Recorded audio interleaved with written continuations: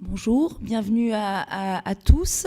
Donc, quelques mots très rapides, tout d'abord pour remercier la région Île-de-France de son accueil dans ce bel hémicycle pendant toute la journée. Et aussi pour ceux qui ne sont pas au courant, vous annoncer que la commission du film Île-de-France, représentée ici par Olivier René-Veillon, et l'AFC, représentée ici par Olivier Chambon et Éric Guichard, et l'industrie du rêve, se sont associés, on va dire presque fiancés, dans une démarche dès le mois de février 2013 pour créer une synergie entre nos manifestations qui parlent des techniciens, qui parlent des industries techniques. Et donc, cela a commencé avec le Salon des tournages qui a eu un très grand succès le 14 et 15 février, où je crois qu'il y a beaucoup de monde qui est venu. Les 6 jours de l'industrie du rêve, qui est donc maintenant le lieu où on débat, et suivi par le micro-salon qui aura lieu le 22 et 23 février à la FEMIS autour du matériel, des conférences sur le son et l'image. Voilà. Donc c'est une démarche qui a été initiée à l'initiative du CNC qui nous a demandé d'être en fait dans une ligne peut-être plus cohérente et plus visible tout à la fois pour vous, c'est-à-dire les associations professionnelles de techniciens, de producteurs, voilà, pour en effet pouvoir bénéficier de toute une palette de conférences et de visibilité de matériel, voilà. Et donc il y a un portail que l'on a créé, je vous invite à aller voir pour le programme. Par ailleurs, il y a des masterclass organisées par les associations professionnelles dans ce cadre-là, donc autour de l'image, du décor, du son, et je crois que j'oublie un, non, c'est... Et le montage, voilà, excusez-moi. Donc ça, c'est pour vous dire que c'est une initiative qui va se transformer l'année prochaine, une préfiguration de ce que sera le mois des métiers du cinéma. Voilà. Donc 13e édition, 13e colloque. Cette année, donc après avoir fini sur Où va le cinéma, nous ouvrons un cycle sur Où faire le cinéma. Comme vous le savez, depuis 3 ans, nous menons des enquêtes auprès des techniciens pour avoir le point de vue à l'instant T de leur actualité. Et cette année, donc, nous avons lancé cette enquête dont vous parlera Brigitte Agnin qui va vous la présenter, qui a recueilli plus de 1100 réponses et donc qui prouve que la parole s'est libérée puisque nous avons eu la chance d'avoir des réponses longues et argumentées. Voilà. Donc ça, ce sera le point qui va en fait permettre de dérouler toute cette journée. Vous aurez donc le thème, c'est Made in France, réalité ou fiction. Voilà, je pense que c'est quand même un thème totalement d'actualité. Et vous aurez donc à la tribune un certain nombre de personnes qui sont indiquées là dans le programme, que vous pourrez évidemment interroger tout au long de la journée. Donc je vais passer la parole à Olivier René-Veillon qui va donc continuer cette présentation. Je vous souhaite une très bonne journée.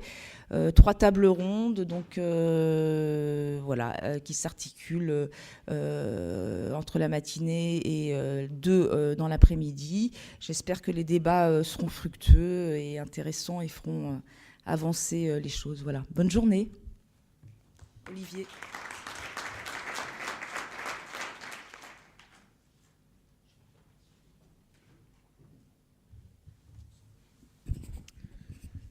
Merci Anne d'avoir choisi d'ouvrir la manifestation L'industrie du rêve au cœur du Conseil régional d'Île-de-France. Merci Jérôme Pellizzeri pour les mots d'introduction qui situent très explicitement et très clairement l'enjeu politique et l'engagement de la région Île-de-France en matière de soutien au cinéma, car effectivement, vous avez la chance, nous avons la chance d'être ici au cœur d'une région dont la conscience des enjeux est très forte. Et en matière cinématographique, une vision globale de ces enjeux, dans la mesure où cette politique cinéma qui est mise en œuvre depuis 2000 et qui se décline dans différents dispositifs a la vertu d'une grande cohérence, d'une grande détermination et a réussi à construire également un niveau de consensus suffisant pour qu'elle soit largement portée par l'Assemblée régionale et que celle-ci traverse tous les aléas que peuvent connaître des organisations comme le Conseil régional d'Île-de-France. Donc cette politique, nous en sommes issus puisque la commission du film d'Île-de-France a pour vocation d'assurer, de renforcer l'attractivité de ce territoire et de faire en sorte que l'ensemble de ses atouts soient pleinement valorisés, que ceci permette de développer l'activité production audiovisuelle et production cinématographique. Alors quel est l'enjeu ? L'enjeu, c'est le fait d'avoir une industrie audiovisuelle et cinématographique qui est fondée sur des principes qui sont ceux de l'engagement dans les contenus, dans le respect de l'œuvre. La France est un pays où l'œuvre audiovisuelle et l'œuvre cinématographique a un statut juridique particulier et c'est lié à une culture fondamentale qui fait que l'œuvre existe en tant que telle et qu'il y a donc une dimension artistique, culturelle extrêmement forte dans la politique qui est conduite en France, que ce soit à l'échelle de l'État ou à celle de la région, dans le domaine du cinéma. C'est une spécificité et c'est une spécificité à laquelle nous avons tous à la fois vocation et intérêt à rester très attachés parce qu'elle permet de faire émerger des œuvres cinématographiques et audiovisuelles qui ne ressemblent pas à d'autres, et elle permet de créer un milieu de création, un espace de création, un écosystème qui est tout à fait spécifique. Et nous avons, je dirais, beaucoup de chance et beaucoup de responsabilité à faire en sorte que cet écosystème non seulement se maintienne, se développe, se nourrisse, s'enrichisse et s'affirme, et qu'il réponde aux défis d'une concurrence internationale extrêmement forte qui est liée à ce que Jérôme a souligné comme étant la croissance générale du secteur. On est dans un secteur en croissance à l'échelle internationale. Et donc, l'enjeu, évidemment, pour une région comme l'Île-de-France, c'est de bénéficier d'une partie de cette croissance et de le faire avec ses armes propres, avec ses atouts spécifiques, qui sont ceux d'une conception du cinéma qui relève de la culture autant que de l'industrie et qui respecte les œuvres et l'engagement dans les œuvres. Donc, on a une grande responsabilité, une grande chance en la matière. Comment faire valoir ces atouts ? Comment faire en sorte de bénéficier de cette croissance mondiale ? Comment faire en sorte que le cinéma français, la production française s'affirme avec ses spécificités tout en accueillant la production du monde entier ? C'est là où il y a évidemment à mettre en œuvre un certain nombre d'engagements. Alors, en deux mots, la région Île-de-France s'est engagée avec la création du fonds de soutien aux industries techniques maintenu dans le budget 2013 au même niveau malgré les tensions que vous connaissez sur le plan budgétaire. Donc un engagement conséquent qui est de l'ordre de 14 à 15 millions d'euros selon la manière dont on le présente, qui est un levier important et dont la sanction est de voir aujourd'hui 62 nominations au prochain César, vendredi soir, puisqu'il y a 62 nominations. C'est-à-dire, pour présenter les choses autrement, sur les 30 longs métrages soutenus par la région, il y en a 15 qui sont nominés au César. C'est-à-dire un film sur deux. Bon, les récompenses sont ce qu'elles sont, mais malgré tout... saluons le travail des producteurs, le travail des équipes qui sont derrière l'ensemble de ces films, parce qu'il y a énormément de passion derrière chacun de ces films, puisque ce qui les caractérise, chacun pris séparément, c'est leur singularité, leur originalité et l'engagement artistique très fort de ceux qui les ont réalisés, produits et fabriqués. Donc c'est vraiment la caractéristique commune de films comme Camille Redouble, Dans la maison, Les adieux à la reine et évidemment Amour. Et je tiens à saluer ici, devant vous, tout particulièrement Margaret Ménégos, productrice du film de Michael Haneke, Amour, qui se trouve être membre du conseil d'administration de la commission du film depuis sa création et qui joue un rôle très important, je crois, dans la défense de ce que sont, je dirais, les singularités et les engagements internationaux de la production française.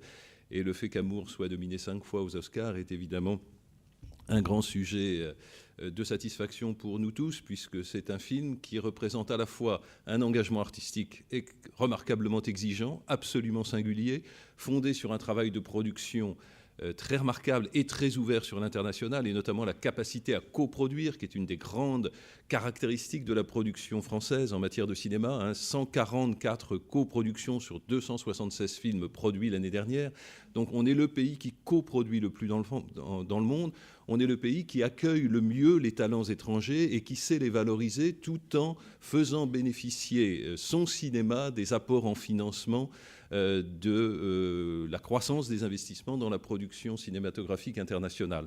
Donc, Amour représente tout cela Et pour la région Île-de-France, c'est un très beau symbole, puisque c'est un film d'un réalisateur autrichien, qui d'ailleurs représente l'Autriche aux Oscars et pas la France. Le film d'un réalisateur autrichien, produit par une productrice française, c'est 70% de production française, initiative française avec une coproduction allemande et autrichienne.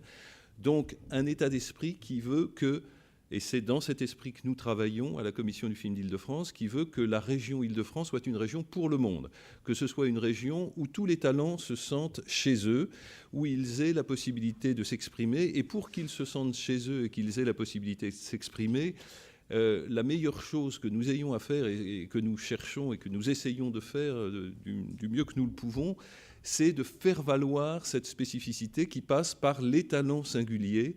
Et ces talents singuliers, lesquels sont-ils ? Eh bien, ce sont en tout premier lieu les savoir-faire, les compétences.